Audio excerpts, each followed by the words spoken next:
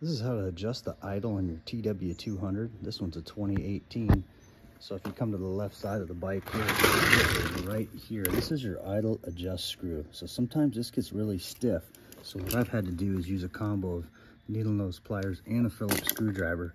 But if you adjust it to counterclockwise, that adjusts the idle lower. To increase the idle speed, you turn it to the right and it's higher. And this thing just kind of it basically adjusts where the throttle that connects right here.